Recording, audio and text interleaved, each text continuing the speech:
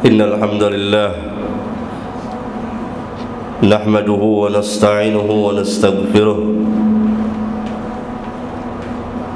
ونعوذ بالله من شرور أنفسنا ومن سيئات أعمالنا من يهده الله فلا مضل له ومن يضلل فلا هادي له وأشهد أن لا إله إلا الله وحده لا شريك له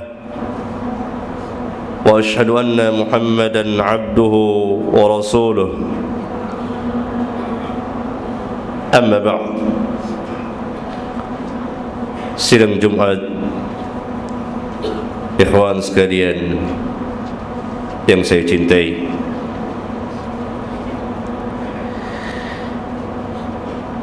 pada hari ini, pada khutbah Jumat ini, khatib mengajak pada diri sendiri dan jamaah untuk kembali kepada tauhid,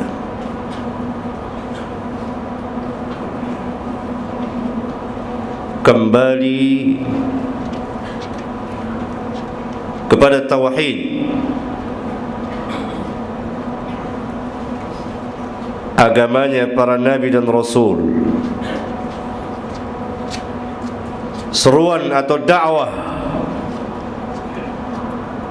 seluruh para nabi dan rasul adalah at-tauhid. At-tauhid yang menjadi asas di dalam dinul Islam,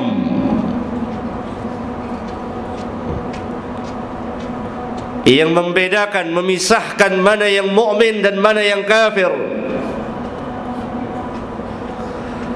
yang membedakan mana mukmin yang muwahhid, yang bertauhid, mukmin yang sempurna tauhidnya, dengan mukmin yang telah dicampuri dengan kesyirikan.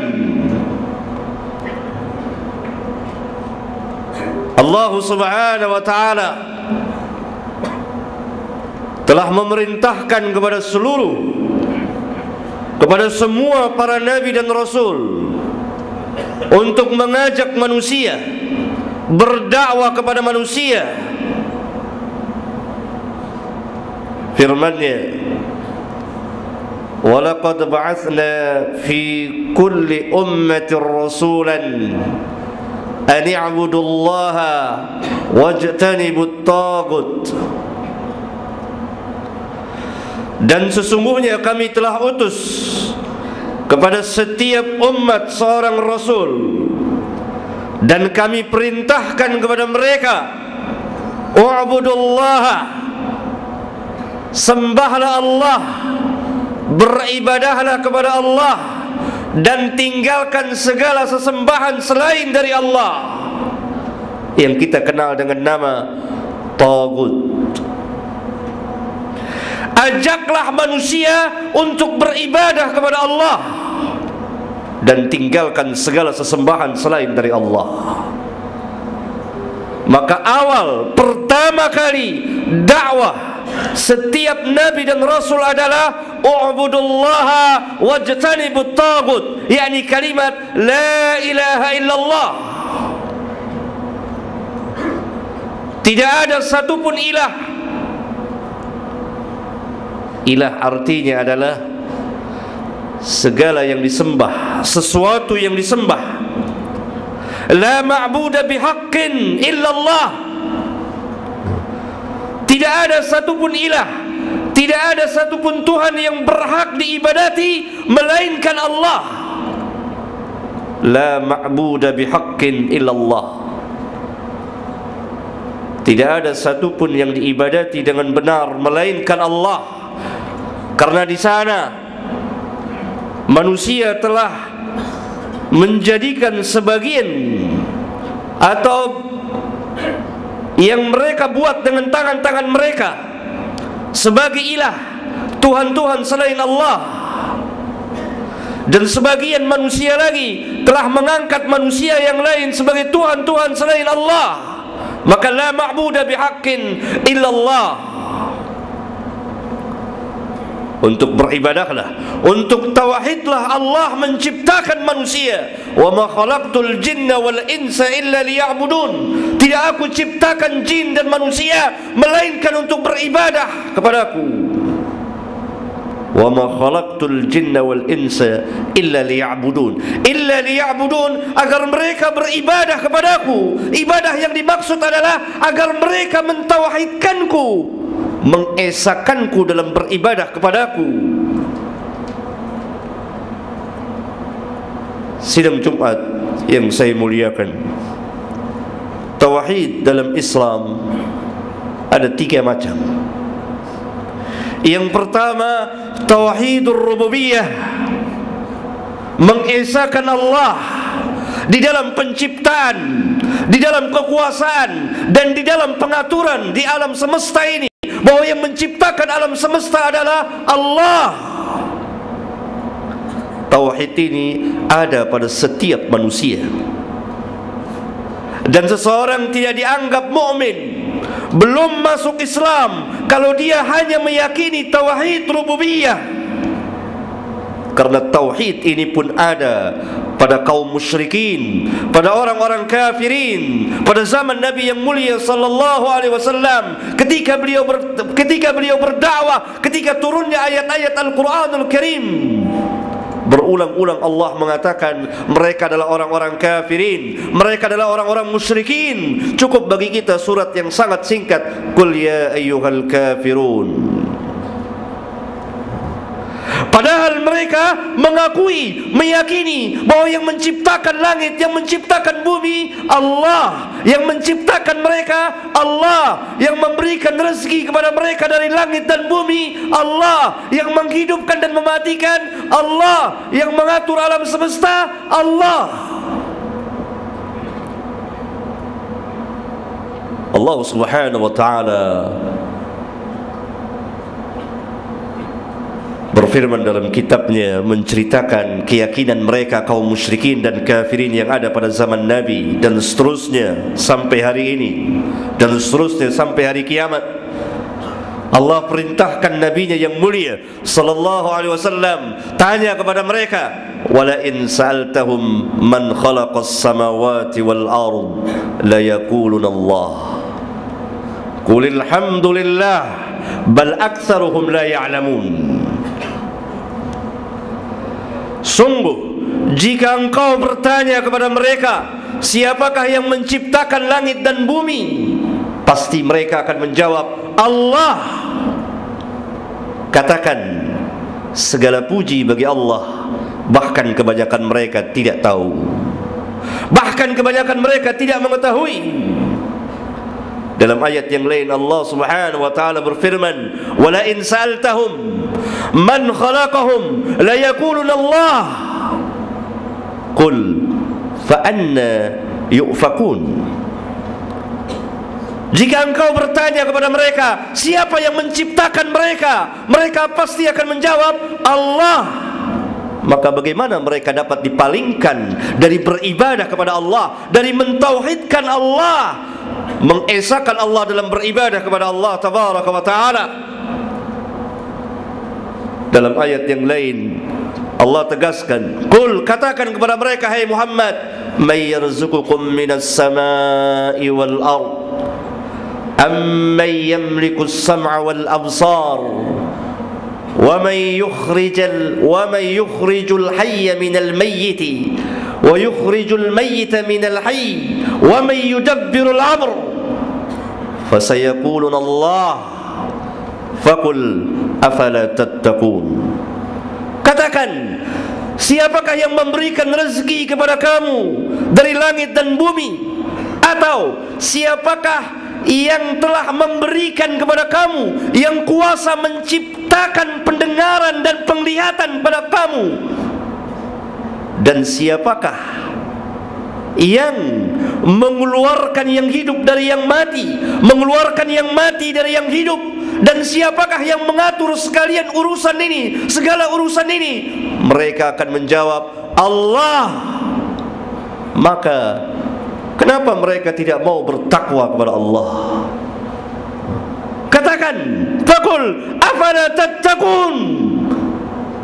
Katakan kepada mereka, kalau mereka meyakini, mengakui tauhid rububiyah, mereka mengakui bahwa yang menciptakan mereka Allah, yang menciptakan langit dan bumi Allah, yang mengatur segala urusan Allah, bahkan yang memberikan rezeki kepada mereka Allah, kenapa mereka melakukan kesyirikan kepada Allah? Kenapa mereka tidak sujud dan rukuk hanya kepada Allah?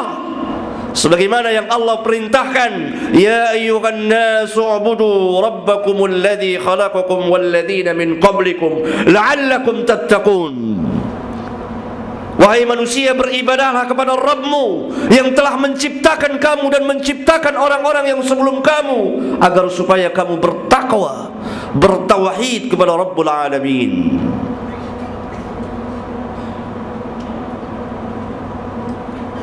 أقول قولي هذا وأستغفر الله لي ولكم.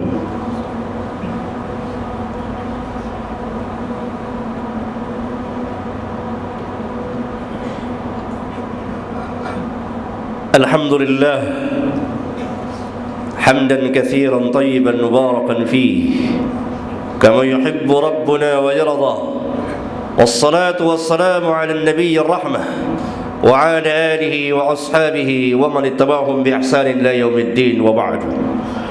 Sidang Jumat yang saya muliakan, dari khutbah yang pertama kita mengetahui bahwa orang-orang musyrikin pada zaman Nabi, mereka membuat berhala, patung dengan tangan-tangan kotor mereka, patung-patung yang tidak bisa berbicara dan mendengar, yang tidak bisa memberikan manfaat dan mudarat.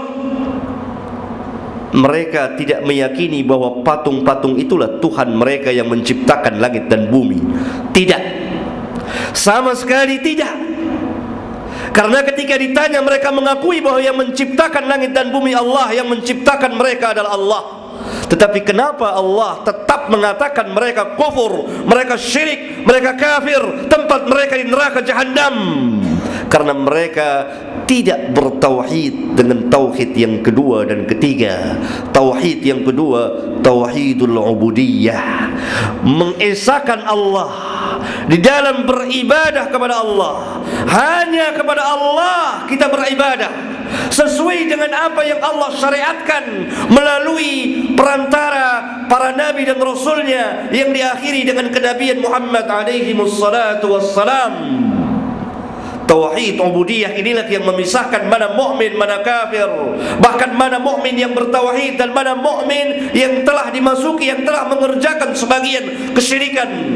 Ketahuilah bahwa syirik ada dua dalam Islam. Syirkul akbar, syirik besar yang dapat mengeluarkan seseorang dari Islam. Yang kedua, syirik kecil yang tidak mengeluarkan seseorang dari Islam, tetapi dia telah melakukan dosa yang sangat besar. Syirik besar misalnya seseorang mendatangi kuburan tertentu. Sebagaimana di negeri kita begitu banyak kuburan yang didatangi pada waktu-waktu tertentu. Kaum muslimin sebagiannya meminta kepada mereka dengan sebagai mereka jadikan sebagai perantara penghuni kubur itu. Penghuni kubur itu mereka jadikan sebagai perantara untuk memohon kepada Allah. Bahkan ada kalanya mereka langsung meminta kepada orang-orang yang telah mati itu, kepada Syekh Abdul Qadir Jailani. Bahkan mereka menyuruh, ya Syekh Abdul Qadir Jailani, tolonglah saya. Ya Syekh Fulan, tolonglah saya. Ini semua adalah syirkul akbar, syirik besar yang dapat mengeluarkan kita dari Islam. Kalau sekiranya kita telah tahu hukumnya dan paham. Syirik kecil, saya ambil contoh, walaupun dosanya besar. Karena seseorang melakukan dosa yang paling besar adalah ketika seseorang menyekutukan Allah Tabaraka wa Ta'ala. Saya ambil contoh yang sering dilakukan oleh kaum muslimin. Mereka memakai jimat. Jimat ini diyakini untuk mendatangkan manfaat dan menolak mudarat. kalau mereka meyakini jimat ini umumnya dipakai untuk mendatangkan manfaat dan menolak mudarat, kalau mereka meyakini bahwa jimat inilah yang memberikan, mendatangkan manfaat atau menolak mudarat, maka mereka telah kufur kepada Rabbul Alamin. Karena dengan sendirinya mereka telah menandingi Allah Subhanahu wa ta'ala dengan jimatnya itu. Kalau dia meyakini bahwa jimat itulah sebagai pelaku yang memberikan manfaat dan menolak mudarat atau bahaya dari mereka. Orang pakai jimat macam-macam, ada cincin, ada kalung dan lain sebagainya, ada keris yang digantung setiap malam Jumat dicuci dan seterusnya. Ini dapat mengakibatkan seseorang syirik besar kalau dia meyakini bahwa jimat itulah yang sebagai pelakunya yang mendatangkan manfaat, menolak mudarat. Kalau dia tidak meyakini demikian, tapi dia tetap meyakini bahwa yang memberikan, mendatangkan manfaat Allah, menolak mudarat Allah tabaraka wa ta'ala, yang menolak bahaya dari mereka Allah, tapi mereka jadikan jimat ini sebagai perantara sebab saja, maka mereka telah jatuh kepada syirik kecil. Perbedaannya tipis sekali, dan bagi umumnya kaum muslimin, orang-orang awam tidak bisa membedakannya. Oleh karena itu banyak sekali di antara kita yang terjerumus ke dalam syirik besar. Contoh syirik besar, mereka menyediakan sesajen untuk para jin dan syaitan. Ini syirkul akbar, syirik besar, meminta-minta kepada jin dan lain sebagainya yang tersebar luas di negeri kita ini. Oleh karena itu, sidang Jumat yang saya cintai dan saya muliakan, mari kembali kepada tauhid. Pelajarilah kembali tauhid kita. Karena tauhid inilah yang akan menyelamatkan seseorang dari kekekalan di dalam api neraka jahanam. Kalau dia ditakdirkan masuk neraka, kalau dia bertauhid, maka dia tidak kekal di dalam neraka. Orang-orang yang tidak bertauhid, orang-orang yang melakukan kesyirikan, syirik-syirik besar yang mengeluarkan dia dari Islam, maka mereka kekal di dalam api neraka jahanam. Mudah-mudahan khutbah yang singkat ini menjadi ibrah bagi khatib dan bagi jamaah, sebagaimana Allah perintahkan kita, fa'tabiru ya ulil absar, ambillah pelajaran wahai orang-orang yang mempunyai pandangan. Allahumma ighfir lil mu'minina wal mu'minat wal muslimina wal muslimat al ahya'i minhum wal amwat. Rabbana atina fid dunya hasanah wa fil akhirati hasanah wa qina adzaban nar walhamdulillahi rabbil alamin. Allahu akbar.